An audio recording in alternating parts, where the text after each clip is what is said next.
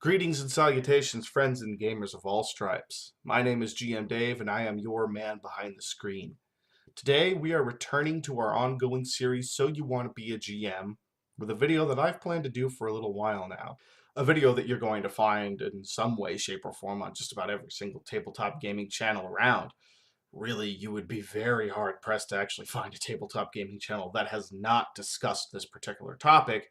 However, it is one that is important enough and has enough variance that I feel comfortable doing the same myself. Today, we are looking at the top 5 biggest mistakes that, in my opinion, new GMs make. And let's not waste any time. Let's move straight on to number 5, not coming prepared. Now, we did mention this in our first ever video on the channel, which was also the first video in this series. And it does include things like forgetting your books, your dice, pencils, paper, and so on. But primarily, this deals with a failure to prepare with the game itself. Did you not create notes on the village your players are starting in, including the important NPCs, shops, and resources they can find there? Well, then you didn't come prepared. Did you leave the dungeon map you plotted out of the details of the threats in that dungeon at your home? You didn't come prepared. Did you make a spooky mystery game when your players all made high fantasy characters built for combat because you didn't take note of what they were making? You didn't come prepared. Being the GM includes a large time requirement on your part. It is up to you to prepare and plan the game your players are going to spend their time in. But if you fail to do this, your sessions will quickly start to become clunky, slowing down to a crawl as you begin to stumble over your own mistakes. Mistakes that could have been avoided by just preparing in the first place. And speaking of avoiding it, how do we avoid this? Well, you just want to do some basic prep work. Take note of what types of characters your players are making.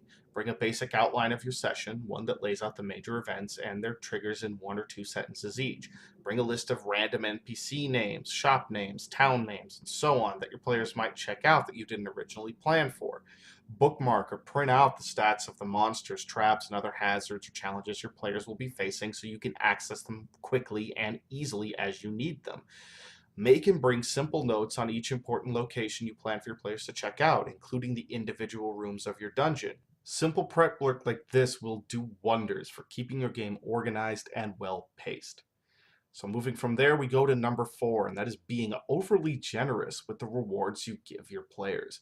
Now, most new GMs are going to run their games at low levels. Doesn't really make sense if you're new to a game to try running it at a really high level when you don't really have a grasp on the foundations yet, after all.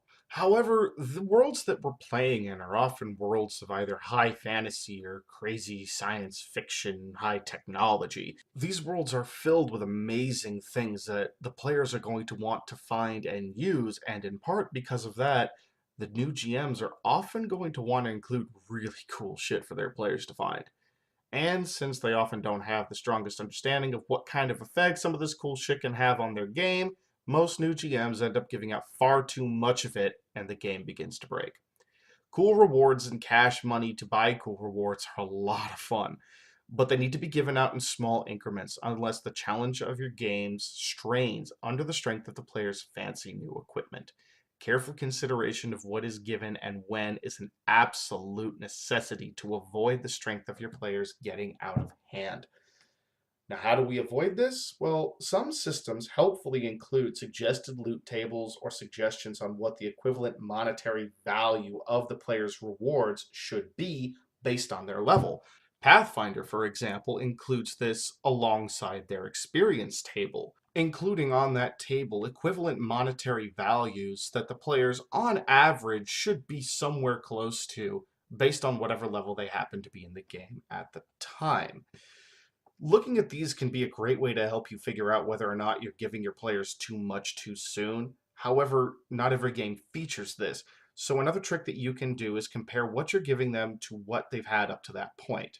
For instance, let's say that your Dungeons and Dragons 5th edition group just finished a big stretch of your dungeon and leveled up to level 3. Your ranger has been the party MVP in combat, taking out monster after monster with well-placed shots with her basic longbow, so you want to reward her with a new one. Their longbow, however, is just the regular longbow from the player's handbook, with no special enhancements of any kind. So, because of that, it's probably not the best idea to just up and reward them with a +3 longbow of demon slaying. The jump there is just way too high. However, A regular +1 longbow or something equivalent to that is a much nicer choice, giving them a tangible boost to their character that they can see and feel while being subtle enough that it won't break your game. But if you find that even this method is a little tricky for you to figure out, and there is no shame in that being the case, don't be afraid to hop online and turn to more experienced GMs for advice. Learning how and when to hand out loot is something that becomes easier with experience. Searching for an experienced hand to guide you through that process is a fantastic way to better your learning process. So moving on to number 3, we have failing to run a session 0. Now, session 0 is the preparatory session you should be running with your players before you start playing your game. Its purpose is to gather everyone who will be playing together at the same time so you can all discuss your expectations of what the game will have. What kind of game does everyone want to play? What sort of characters do they want to create? What are your individual comfort zone when it comes to certain topics being broached at the table? What sorts of games are you as the GM comfortable running? When and where can you play? So on and so forth. Failing to run a session 0 for your group means that you're leaving everything in your game up to chance. For instance, let's take a look at one of the examples from number 5 on this list. You planned a fun, spooky mystery for your friends to solve. They'll be exploring an old, weathered manor inhabited by all sorts of vermin and rumored to be home to the angry ghost of old Baron Strasse. Weird things have been happening to the nearby town lately. Everyone is convinced it's the ghost, so they hire the players to investigate, and you've set up this great mansion filled with secret passages and hidden clues to what's really going on. There's intrigue, mystery, spooky imagery, all those good things. But then your players show up and they've built a party of classic fantasy characters who are ready to delve into the mines of Balvor, home to the Iron Hand dwarves to purge the goblin menace from their home. In other words, it's a party that completely doesn't mesh with the session you made, a problem that could have been avoided entirely by just running that session 0 2 weeks earlier. So how do you avoid it? Run the session 0 and make sure everyone who will be playing can join. In your session 0, discuss things like what you all want to play and the characters you'd like to make, whether you'll weave your backstories together or not, when and where you'll play, so on, so forth, every little detail that you need.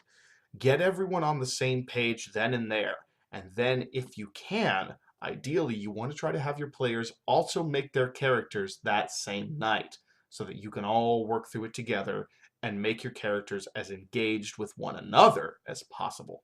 Number 2, we have failing to schedule your games. Now, I've mentioned this before as well. Failing to schedule the games is one of the fastest and most common ways for an ongoing tabletop campaign to die. As a new GM, it's easy to forget amongst everything else you're doing that you need to actually schedule and confirm the times you'll be playing with your players well before game day arrives.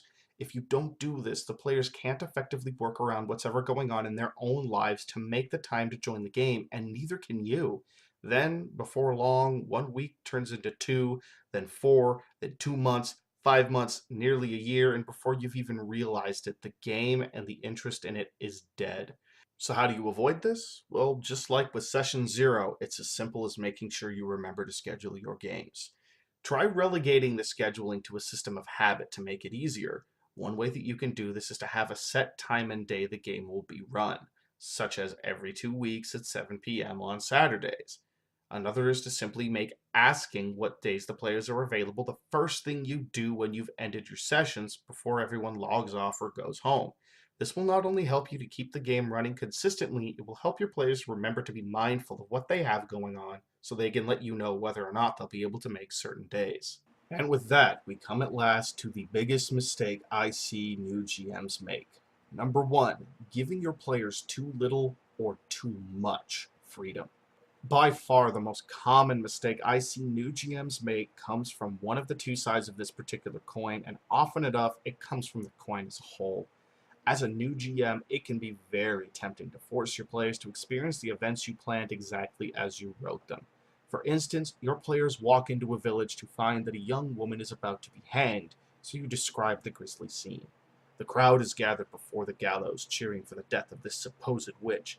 The woman cries, begging for her life as the executioner prepares to kick the block out from under her feet. He raises his foot, and then your wizard says, "I want to cast Hold Person on him." The right thing to do here would be to let the wizard attempt his spell, but often new GMs will find themselves tempted to say, "Oh, could you not do that? I had something really cool planned for this. By doing this, you have just taken all agency away from the players and forced them to watch the event like a cutscene in a video game. This is a common and very negative example of what is called railroading, an often poorly received form of GMing in which the GM forces their players to experience the game's story the way they wrote it, as opposed to allowing the players to interact with the world and affect how things turn out. It's also one of the most common ways in which GMs take too much freedom away from their players. On the flip side, many new GMs often find themselves feeling too timid to tell their players no to some of the things they want to do, make, or give their characters. This is understandable, as oftentimes being in the authority position the GM offers makes the new among us nervous that they'll make their friends angry or hurt their feelings by telling them no. The problem here is that this allows the players to run roughshod over your game and, more importantly, over you. Being nervous about telling your players no is to be expected. The last thing any of us wants, after all, is to upset our friends. However, as the GM, you are supposed to be the ultimate arbiter of what is and is not allowed in your games. If you can't bring yourself to actually arbitrate, then you're not running the game anymore. Your players are. And when this happens, then you just may have lost any reasonable chance of keeping the game alive for the long term. So how do we avoid this? Well, you use a measured approach to your gaming. Avoid too much railroading by leaving the events your players witness open to their reactions. Don't shut them out by forcing them to just sit and listen to you talk about something that's happening. Instead, allow them the agency to engage with what you've presented. Let the wizard cast hold person on the executioner, then ask yourself how the townsfolk and the accused woman would react. By allowing the players to interact with the world you present them, you've allowed them to build up their engagement with it and make it something they'll love all the more. Conversely, don't be afraid to lay down the law if it feels appropriate. If your players are running too wild, rein them in. Despite what you might be inclined to think at first, tabletop players will usually find their best experiences when exploring a structured framework provided by their GM. A fully open sandbox, much like a purely on-track railroad, can be extremely detrimental to the game because by giving your players too much freedom, you not only make it incredibly difficult for you to plan your sessions, but also to arbitrate when things begin to get out of hand. Unfortunately, minor interpersonal conflict is part and parcel to the GM experience. It can be managed easily with politeness and firm but clear reasoning behind your rulings, but if you want your game to last, you must be willing to say no sometimes. Well, friends and gamers, that's about all that I've got for you today.